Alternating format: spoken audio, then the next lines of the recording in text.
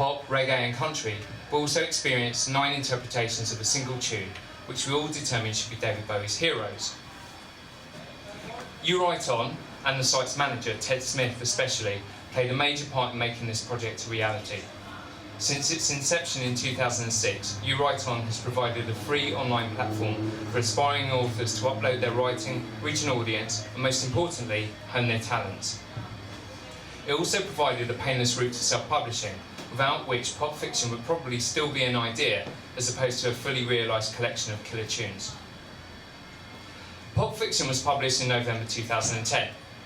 It's impossible at this stage to know how many copies we've sold, but I'm sure we've shifted a few, as our rank in the Amazon charts regularly rockets from something like 427,361 to 22,409, and then back again. I know a few of you here have bought a copy of Pop Fiction, so I'd like to take this opportunity to thank you, especially as profits go to a charity, the Blue Lamp Foundation. And if you've not yet bought a copy, you can grab one here tonight. Not only will you save £1 whole on Amazon's price, you'll also benefit from free and instant delivery. But as mentioned earlier, tonight's not just about shifting copies of a book. It's about celebrating the DIY aesthetic that anyone creative, writer, musician, whoever, can nowadays benefit from. It's never been more challenging to secure publication via traditional means. But thanks to blogs, sites such as Twitter and You Write On, and various routes to self-publishing, it's now easy to get your words out there. Pop fiction became a reality through determination alone. To use a musical analogy, when punk broke, a multitude of snotty kids formed bands because they suddenly realised they could. Punk taught them that anyone can play music, if they wanted to. Learn 3 chords and off you go. Just do it. Today, that mentality has never been stronger. Whereas before you slaved away and prayed that your talent would someday, somehow be recognised, now there are countless ways to make things happen yourself. You can do something, rather than spending your life thinking about doing it. So I hope, in that sense, that our modest achievement serves as an inspiration to some of you to flip that great idea you've had into reality. I've banged on elsewhere about why I think music and literature work so well together, not least in the book's introduction, so I'll not bore you with my opinions here, but instead point you towards the readings themselves, which all serve as excellent examples of just how inspirational a good song can be on the creative mind. You'll hear first of all from Lev Perikian, whose story draws not only on one of the Fab Four's finest songs, but also cheekily references other classics. If you like his piece, purchasing Pop Fiction is a must, as it features another darker tale starring Detective Inspector Carden. Then Tom Singleton's going to read what I think is the best tale in the anthology, a fantastic interpretation of Bowie's Heroes. It's as impeccably written, stirring and brave as the source song itself. You'll then have to part with me again, for a tale that doesn't so much reference a song by The Fall as elevate it into another form of reality where fact and fiction collide. You'll never view Disney in the same way again, I assure you. And finally, Mark Nash will wow you with his take on a little-known track by 23 Skidoo, channeling near freeform jazz into stream of consciousness insanity. It's a lot more fun than that sounds and a true performance piece. Between readings, you'll have ample chance to refill your glasses, and I'd like to thank Stuart, who'll be plugging the gaps with some fine rock and roll. Thanks also go to the Betsy's Rich for providing the venue, Stephanie for her now legendary Pop Fiction cover, and to Penny Smith, who shot the original photo which inspired it. But enough with my support act.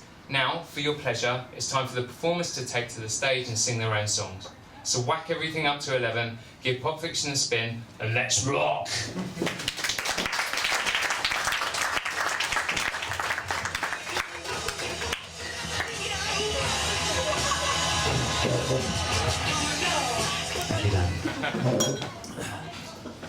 No pressure then. I always wondered when I was growing up exactly what the lyric meant in Day in the Life, 4,000 holes in Blackburn, Lancashire, and what the 4,000 holes were. And I was rather surprised when I grew up to discover that actually John Lennon took the 4,000 holes from a Daily Mail article in 1967 about potholes that hadn't been fixed by the council. Those are the days when the Daily Mail actually reported potholes. Nowadays there'd be asylum-seeking potholes causing cancer, obviously. But it did make me think that I could make a story out of it when the idea was mooted to do this fabulous book that I have in my hands. I have to ask, is there anybody in here from Blackburn tonight? Oh, good. Is there anybody here from the north of England at all? Oh dear. I've ummed and ahed about whether I should actually attempt an accent. Obviously the Blackburn accent is almost indistinguishable from my natural voice, as you can tell.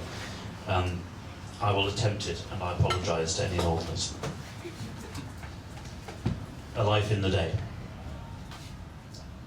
Detective Inspector George Carden shifted in his seat and allowed a bubble of wind to escape from his bottom. A glazed expression passed fleetingly over his face as he felt the gas penetrate the torn upholstery beneath his massive buttocks. He gathered his thoughts, scratched his left nipple, and turned his attention to the young constable standing before him. He really does look like a cow, he thought. And what can I do for you, young Henderson? More trouble with the library vans. There had been an incident the week before, and much mockery since. Henderson was not taking it well. The lad blushed. No, sir, nothing like that. Actually, sir, we, that is, Kite and I, we wondered if you could give us a helping hand with the case. Fire away, young Henderson, fire away. Well, sir, there's this suicide. Carden looked up. Go on. Man blew his brains out at a set of traffic lights. Witnesses? The traffic warden, sir. She shagged the traffic warden once, interjected Carden. Name of Rita. Lovely lass. Henderson was clearly nonplussed by this unwarranted reminiscence. It occurred to Carden that the thought of sex with the traffic warden may well not be on the young man's radar. Must be getting old, he thought. Policemen look like fetuses, and I wouldn't touch a traffic warden with a barge pole nowadays. You do realise, Henderson, that suicide isn't per se a crime, and that this is, if I'm not very much mistaken, the Criminal Investigation Department. Well, sir, there's curious circumstances. Carden leaned back in his chair and slapped his desk with the palms of both hands. Ah, now then, curious, eh? By a strange coincidence, that's exactly how I like my circumstances. And you're hoping that my decades of experience and legendary acumen will help shed light on said curiousness? P.C. Henderson's reply was as bland as an air sandwich. Yes, sir. Something like that. Perhaps you can elucidate further, Henderson. Sorry, sir. Elaborate, illuminate, explain. Tell me what the fuck's going on. Oh, right. Well, sir, we've established his identity. He had his wallet on him. Ah, it's astute deduction like that that gives the force a good name, Henderson. Well done. And we've been to his place of abode. Proceeded, Henderson. You proceeded. Must get your jargon in order. Henderson's blank look told him all he needed to know. Never mind, lad. Never mind. The kids that joined the force these days. He had to feel sorry for them, really. We are fast approaching the moment, Henderson, when you tell me exactly why you were involving me in all of this. Sir, I think you should come and have a look for yourself. It's what we found at the house. Carden groaned to himself. His carefully planned afternoon of indolence was rapidly going tits up. Retirement, still 6 months away, couldn't come quick enough. He heaved his pendulous frame out of the chair. The whole room seemed to quiver. Lead on, Henderson. Lead on. Had Henderson been more experienced, he might have described the suicide's place of abode as situated at 1.25 miles distance from the police station in a west-southwesterly direction. Carden preferred to say it was just round the corner from his favourite chippy. He stopped there to avail himself of a bag and joined the young constable a couple of minutes later in front of the large semi-detached house that had been the suicide's final home.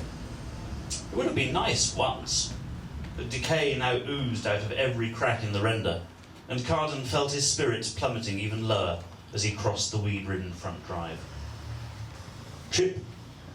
No thanks, sir. Trying to keep the weight down. The curse of youth, Henderson. Get to my age, you'll be past caring, replied Carden, shoveling chips into his mouth. What do we know about him? Richard Ward, 28, ex-military, decommissioned 3 years ago, unemployed since then. Landlady said that he kept himself to himself and didn't talk much. Henderson looked a bit surprised, but carried on, reading from his notebook. There are 8 rooms in the house, 5 of them currently occupied. We haven't had a chance to speak to all the other tenants yet. Kite's busy with the counting.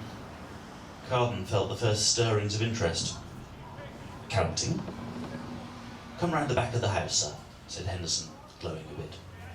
He led the way through the shadows to the side of the house, past the bins, and into the garden. Carden stopped and stared. He immediately saw what Kite was counting. Holes. The garden had been dug up. It was large, about 100 foot by 50, but instead of lawn, Carden found himself looking down on innumerable little holes. Each one could have been no more than 6 inches wide at the same depth, and there was a tidy little mound of earth next to each one. Henderson, I want you to contact all the garden centres in the area and ask if they've had any suspicious orders for 3,000 crocus bulbs. Kite!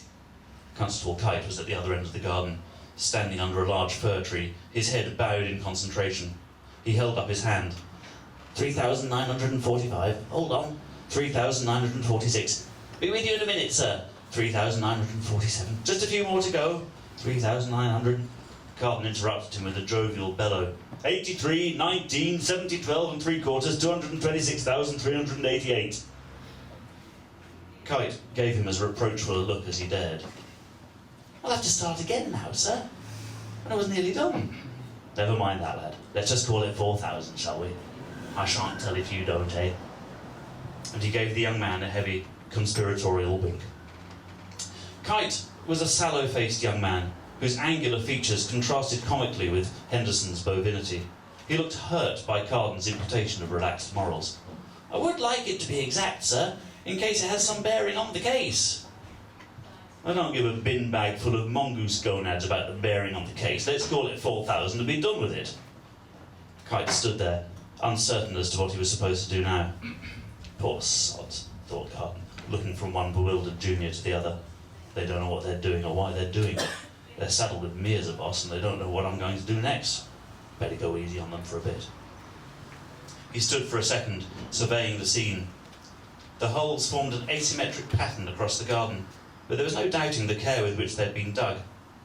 No, bollocks to it, he thought. They've got to learn sometime. Must have taken ages, don't you think, Henderson? Ages to dig 4,000 holes. And he's done it carefully, too. Look at the tidiness of it. Don't suppose anyone saw him doing it. Maybe they did. Just thought it was a bit strange. How long, do you think? Sir? How long to dig 4,000 holes this painstakingly? Even if you're doing one a minute, that's 3 days digging. If you don't stop, he'll have been out here for weeks, won't he? He looked up at the stone facade at the rear of the house. So those rooms are the unoccupied ones? She said the ones at the front are more popular. And nobody comes out here in January, do they? So nobody will have seen him doing this because the garden isn't overlooked by anything else. Hope you're following all of this, Henderson. Advanced detection techniques, otherwise known as talking to yourself. Henderson was silent. More to the point. Why? Continued Carden. That's the main thing. That's what Sherlock bloody Holmes would be asking. Why? I don't know, sir. But then, Henderson, we don't actually need to know why, do we? The criminal part of this investigation is very straightforward. In fact, there's no criminal part, as I said at the outset. Poor bugger's done himself in front of reliable witnesses. Nobody more reliable than the traffic warden. So there's no question of foul play. We've no need to do any more than that. Simple case, really. Shouldn't be wasting time and resources on it. But I have an itch, Henderson. When a young man kills himself, I want to know why. And I particularly want to know why he's dug up his back garden beforehand. I want to know if he's part of something bigger, or whether he was just another victim of his own and the state's inadequacies. Especially when said young man has seen active service, like this one. Because it seems to me, Henderson, that there, but for the grace of God, goes every one of us. You, me, and Constable wouldn't know shit from shaving foam, Kite, over there. Carden threw the empty chip bag to the ground and wiped his greasy hands on the back of his trousers. Henderson dipped down and picked up the bag. I'll just put this in the bin, sir, if you don't mind. Don't want to be litterbugs, do we? Carden turned towards the young constable, an unaccustomed intensity rising in his jowly features. It looked for a second as if he was going to grab Henderson by the lapels. He spoke with a hint of menace. I retire later this year, Henderson, and I can tell you one thing for free. Sir? Nobody is going to be saying, that George Carden, he were a terrible copper, but you know what? He picked up his litter. Yes, sir. Now give me that bloody chip bag. He turned on his heel and strode purposefully out of the garden, depositing the bag in one of the bins on his way. He called to Henderson over his shoulder. Let's go and have a look at this room, Henderson. We're not going to learn anything else here. What about Kite, sir? Carden turned. Kite had started counting the holes again. Fuck me, muttered Carden.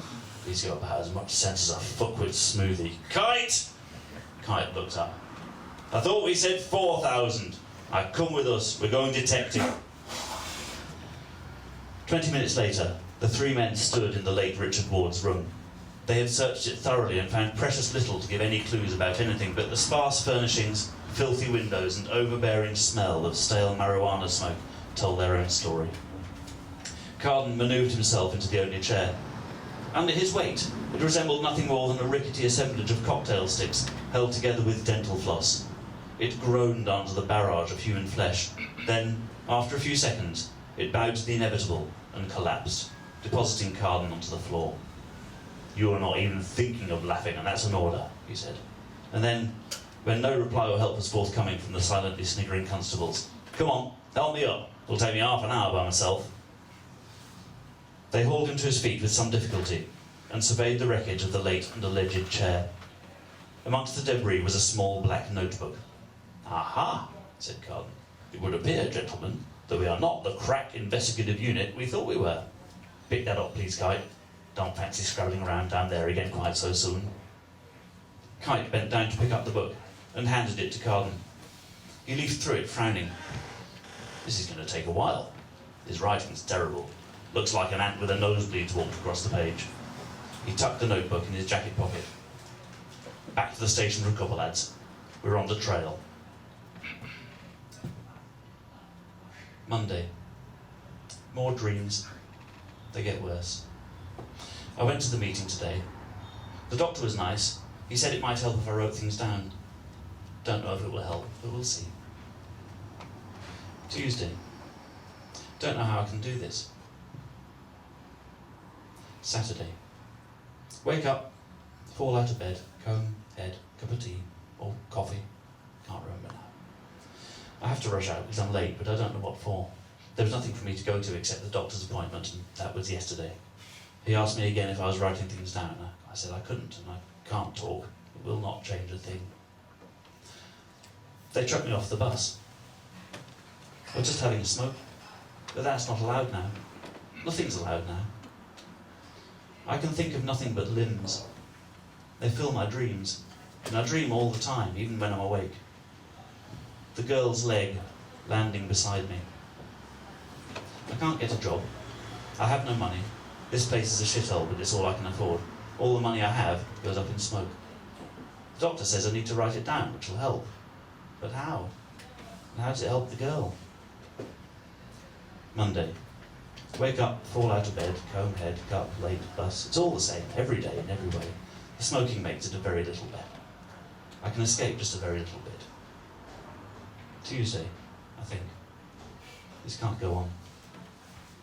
Thursday. I saw the doctor yesterday. He seemed happy with my progress. I said that yes, so was I. He said that I seemed to have gone through a barrier. I said that yes, I had. He said that I seemed lighter. I said that yes, I was. He asked if I was writing things down. I said yes, I was. He asked if it helped. I said yes, it did. It was a lie, but it seemed to make him happier. Actually, writing it down does help. Things are clearer now.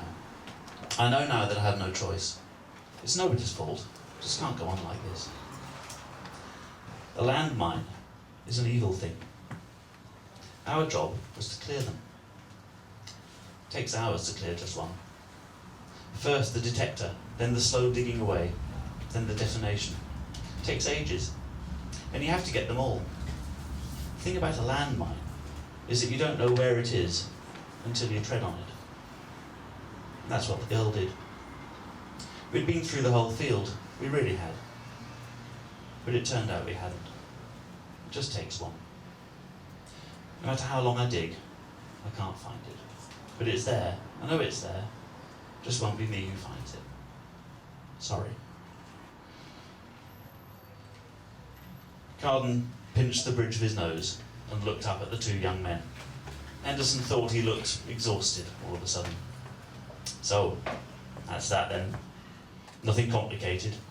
No deep abiding mystery. Just a man broken by things over which he had no control. Very sad, sir, said Henderson. Carden looked at him with something approaching contempt, made as if to speak, then thought better of it. Yes, very sad. That's about the size of it. Very sad. Is everything okay, sir? You seem different. Carden sat slumped in his chair. No, lad, he wanted to say, I'm no different. I've always been like this, but I've never let you see it before. But he decided against it. Instead, he rummaged in his ear with his finger, picked out a small ball of wax, and rolled it thoughtfully between finger and thumb. No such luck, Henderson. Just another day. Now, where's that bloody cuppa?